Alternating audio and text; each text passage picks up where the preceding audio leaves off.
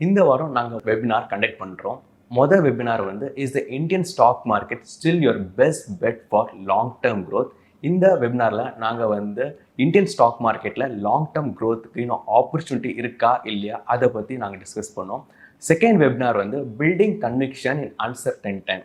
இதில் வந்து எங்களோட ஃப்ளாக்ஷிப் ஆன சால்டர் பிஎம்எஸ் ப்ராடக்ட்டை பற்றி டிஸ்கஸ் பண்ணோம். இந்த வெபினாரை ஜாயின் பண்ணால் டிஸ்கிரிப்ஷனும் பயோவில் இருக்க லிங்கை நீங்கள் கிளிக் பண்ணி ரெஜிஸ்டர் பண்ணிக்கலாம். சிப்பை நிறுத்திட்டு இஎம்ஐக்கு தாவலாமா? சிப்பை எதற்காக ஒருத்தர் செய்யணும்? ஃபர்ஸ்ட் வாழ்க்கையில மாசம் ஒரு பணத்தை முதலீடு செஞ்சு அதன் மூலமாக காம்பவுண்டிங் என்ற மிகப்பெரிய சக்தியை நம்ம வாழ்க்கைக்குள்ள கொண்டு வருவதுதான் சிப்பினுடைய அடிப்படை நோக்கம். ஆனாலும் இந்த நோக்கம் நிறைவேற சிப்பை சரியா பண்ண வேண்டிய ஒரு தேவை இருக்கு. இஎம்ஐ என்பது சிப்பிற்கு எதிர்மறையான ஒரு விஷயம்.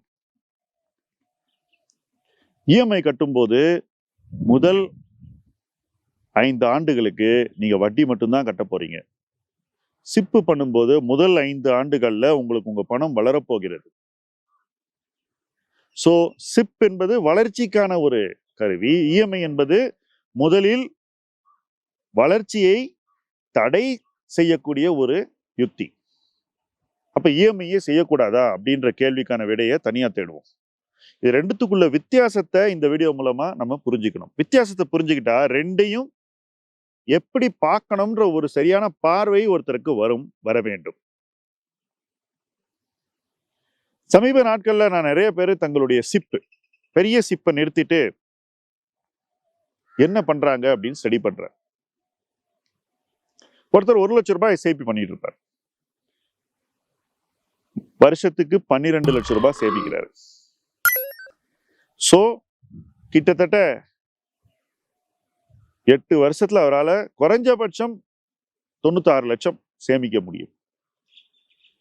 என் பார்வையில இதை ஒழுங்கா பண்ணாருன்னா இந்த பணம் கணிசமாக வளர்ந்து குறைஞ்சபட்சம் டபுள் ஆயிட்டு அதுக்கு மேல 2வது டபுளை பண்ண முடியுமா முடியாதான்ற ஒரு இடத்துல போய் அவர் நிற்பார்.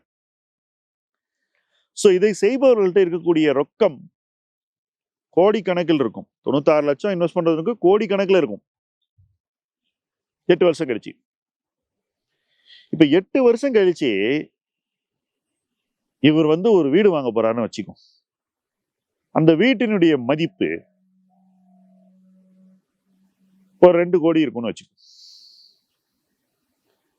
என் பார்வையில இவருனால குறைஞ்சபட்சம் அதுல 50% சொந்த பணத்தை போட முடியும். சில நேரங்களில் 60 வரைக்கும் கூட போடலாம்.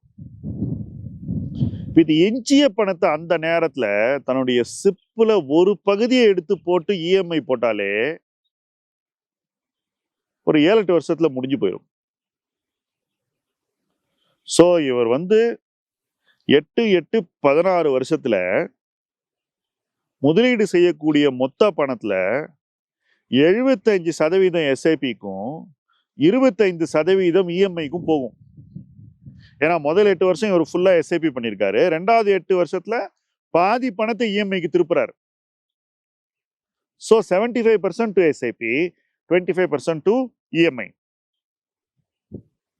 இதனால என்ன நடக்குதுன்னா 16 வருஷம் கழிச்சு இவர்கிட்ட 2 வகையான ஸ்ட்ரென்த் இருக்கு. ஒன்னு வெல்த் கார்பஸ் இருக்கு, நல்லா ரிட்டையர்மெண்ட்டுக்கு பணத்தை ரெடி பண்ணிட்டாரு. இன்னொன்னு கடன் இல்லாத ஒரு வீடு இருக்கு.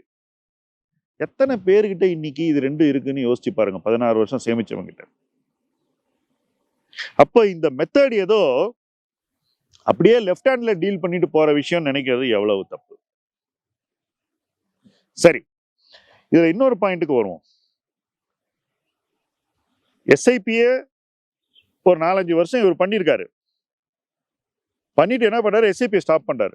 ஸ்டாப் பண்ணிட்டு வீடு வாங்கணும்ன்ற ஒரு டிசிஷனுக்குள்ள தாவறாரு. அப்படியே 5வது ஆண்டுல இப்படி தாவும் போது என்ன ஆகுதுன்னாக்கா காம்பவுண்டிங் நின்று போயிருது.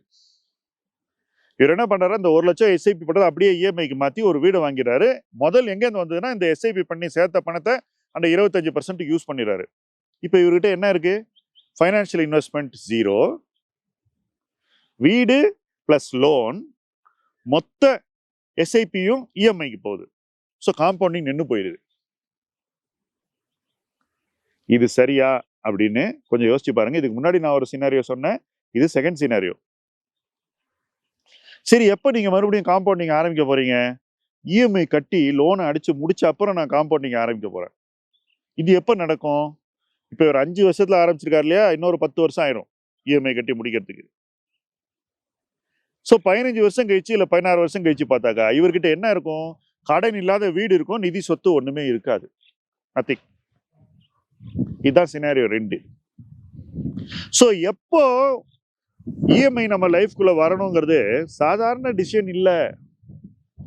அந்த டெசிஷனை நீங்க வந்து கேஷுவலா எடுத்தீங்கன்னாக்கா அது சரி வராது. எமோஷனலா எடுத்தீங்கனாலும் சரி வராது. என்ன பொறுத்த வரைக்கும் இந்த இஎம்ஐ லைஃப்குள்ள கொண்டு வர டெசிஷனை மக்கள் வந்து முதல்ல எமோஷனலா எடுக்கிறாங்க, ரெண்டாவது கேஷுவலா எடுக்கிறாங்க. In that order of priority. எமோஷனலா எடுக்கப்படுற டெசிஷன் விளங்காதுங்க. இந்த வீக்கெண்ட் ஒரு நண்பர் என்கிட்ட பேசிட்டு இருந்தார். அவர் இப்போ நல்ல வீட்டுல இருக்காரு. மொத்த கடனையும் எப்பயோ அடிச்சு முடிச்சிட்டாரு. அவர்கிட்ட இன்னொரு சின்ன அபார்ட்மெண்ட் இருக்கு, அது அவர் முதல்ல வாங்கின அபார்ட்மெண்ட், அதுலயும் கடன் இல்லை. இப்ப அவருக்கு இந்த 2 விட பெட்டரா ஒரு அபார்ட்மெண்ட் நவீன வசதிகளோட வாங்கணும்னு ஆசை. ஏற்கனவே வித்த ஒரு சொந்த ஊர் வீட்டின் பணம் அவருக்கு வருது. இந்த இடத்துல கூட காலையில 6 மணிக்கு அந்த நண்பர் என்கிட்ட பேசி இந்த முடிவு நான் எடுப்பது சரியா அப்படின்னு மொத்த சினாரியாவே வாட்ஸ்அப்ல போட்டு பேசி அதுக்கப்புறம் அந்த முடிவு எடுத்தாரு. எனக்கு அவர் மீது இருந்த மரியாதை பல மடங்கு அதிகரித்தது. என்ன கேட்டதுனால இல்ல, ஒரு விஷயத்தை அவர் அணுகிற அந்த அணுகுமுறையை பார்க்கும்போது எனக்கு அவர் மீது இந்த மரியாதை கணிசமா உயர்ந்தது. பணம் இருக்கு, எல்லாம் இருக்கு, அப்ப கூட நம்ம கேர்ஃபுல்லா எடுக்கணும் அந்த முடிவுன்ற அந்த ஒரு தீர்மானம் இருக்கு பாருங்க, அதுதான் இதுல முக்கியமானது. அந்த டெசிஷன் எங்களுக்கு 10 நிமிஷத்துல வந்துருச்சு. பழைய வீட்டை வித்தாச்சு சொந்த ஊர்ல, அந்த பணம் இருக்கு. இந்த 2வது அபார்ட்மெண்ட் இருக்கு, அது 2ஐயும் வித்தாலே இவருக்கு வேணுங்கிற புது வீடு கிட்டத்தட்ட கிடைச்சிடும். பிளஸ் அவருக்கு இன்னும் ஒரு 5 இயர்ஸ் 6 இயர்ஸ் ஒர்க் லைஃப் இருக்கு. ஸோ அருமையாக இந்த முடிவை எடுக்கக்கூடிய ஒரு இடத்துல அவர் இருக்காருங்கிறது எனக்கு தெளிவா தெரிஞ்சது. அதை நான் அவரோட ஒரு ஃபோன் காலில் ஒரு 5 நிமிஷத்துல பேசினேன். Subject closed. ஆனா இந்த ஒரு 1/2 hour ஆக்டிவிட்டி இருக்கு பார்த்தீங்களா, இது எவ்வளவு முக்கியம் ஒருத்தரோட லைஃப்லங்கிறத உணராமல் தான் 99 விழுக்காடு மக்கள் இஎம்ஐ அப்படிங்கிற ஒரு புதைக்குழிக்குள் தவறான நேரத்தில் விழுகிறார்கள். தவறான நேரத்தில் விழுந்தா இஎம்ஐ என்பது ஒரு புதைக்குழி. ஒரு பொசிஷன் ஆஃப் ஸ்ட்ரெங்க்த்ல இருந்து நீங்க இஎம்ஐ எடுத்துக்கிட்டீங்கன்னா அது ஒரு படிக்கட்டு. கீழே கொஞ்சம் போவீங்க, அப்புறம் மேலே ஏறி வந்துடுவீங்க. ஆனா தவறான நேரத்துல அதே இஎம்ஐங்கிற முடிவு எடுத்தீங்கன்னா அது புதைக்குழி. அதுல இருந்து ஏறி வர ரொம்ப நாள் ஆகும். அதனாலதான் அந்த புதைக்குழின்னு சொல்றேன். வேற அதை சரியான நேரத்துல எடுத்தா ஒரு படிக்கட்டுல இறங்கி போற மாதிரி இறங்கி போறீங்க, திருப்பி ஏறி வந்துருவீங்க குயிக்கா. ஸோ ஒரே விஷயத்தை எப்படி பார்க்கணுங்கிறது ரொம்ப ரொம்ப கிரிட்டிக்கல். நான் இந்த எஸ்ஐபியை மொத்தமா நிறுத்திட்டு இஎம்ஐக்கு போகிறேன்ற கோஷ்டியை பார்க்கும்போது இவங்களுக்கு பர்சனல் ஃபைனான்ஸே தெரியாது அப்படின்னு உறுதியா நம்புறேன். அதை தெரியாம அவங்க எவ்வளவு பெரிய ஃபைனான்சியல் டெசிஷன்ஸ் எடுக்கிறாங்கன்றது எனக்கு தெளிவா தெரியுது. இது எங்க போய் முடியும்னா 16 வருஷம் கழிச்சு இவங்க கிட்ட கடன் இல்லாத வீடு மட்டும்தான் இருக்கும், மற்ற நிதி சொத்துக்கள் போதுமான அளவு இருக்காது. சில பேர் எப்படியோ கஷ்டப்பட்டு கொஞ்சம் நிதி சொத்தை உருவாக்கிடுவாங்க, அதை வச்சுட்டு சந்தோஷப்படுவான். பட் நான் அதை எப்படி பார்க்கறேன் தெரியுமா, உன்னால செய்ய முடிஞ்சதை செய்யாம அதுல 4ல் 1 பாகத்தை செஞ்சுட்டு காலர் தூக்கி விட்டுக்கிறது எந்த வகையில புத்திசாலித்தனம் அப்படின்னு தான் நான் யோசிப்பேன். ஸோ இந்த எஸ்ஐபி இஎம்ஐ, எஸ்ஐபிங்கிறது காம்பவுண்டிங்கான ஒரு கருவி, இஎம்ஐ அதற்கு எதிர்மறையான ஒரு கருவி. அதுக்காக இஎம்ஐ எடுக்கக்கூடாதா? எடுக்கலாம்.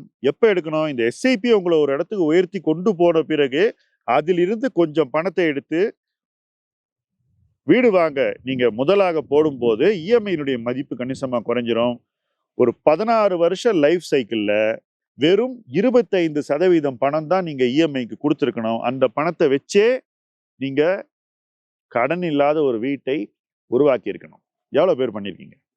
இப்ப நான் ஒரு எக்ஸசைஸ் சொல்றேன். நீங்க உங்க லைஃப்ல ஒரு 15 வருஷம் வேலை பண்ணியிருந்தீங்கன்னாக்கா, போயிட்டு மாசம் சேமிச்ச பணத்தை எவ்வளவு எஸ்ஐபி கொடுத்தீங்க, எவ்வளவு இஎம்ஐ கொடுத்தேன்னு பாருங்க. 15 வருஷம் கழிச்சு ஒரு பை சார்ட் போட்டு இஎம்ஐ எஸ்ஐபின்னு 2 என்ட்ரி வச்சுட்டு பார்த்தீங்கன்னாக்கா உங்களுக்கு தெரியும். நான் சொல்றது ரொம்ப சிம்பிளா, நிறைய பேர் 60% வரைக்கும் இஎம்ஐக்கு பணத்தை கொடுத்துருப்பாங்க. என்னை பொறுத்த வரைக்கும் 25%க்கு மேல ஒருத்தன் இஎம்ஐக்கு பணத்தை கொடுக்க கூடாது. அதுதான் என்னுடைய தம்ப் ரூல். ஸோ இந்த மாதிரி விஷயங்களை நுட்பமாக அணுக வேண்டும். ஒரேடியா எஸ்ஐபி 1 லட்சத்தை ஸ்டாப் பண்ணிட்டு அப்படியே இஎம்ஐ போட்டீங்கன்னா அது சரியில்லை. சரி, ஒரு வயாமீடியா சொல்லுங்க சார். 2வது எக்ஸாம்பிள்லயே வயாமீடியா அடக்கம். 2த்துக்கு நடுவில் ஒரு நடுநிலை. அது என்ன தெரியுமா?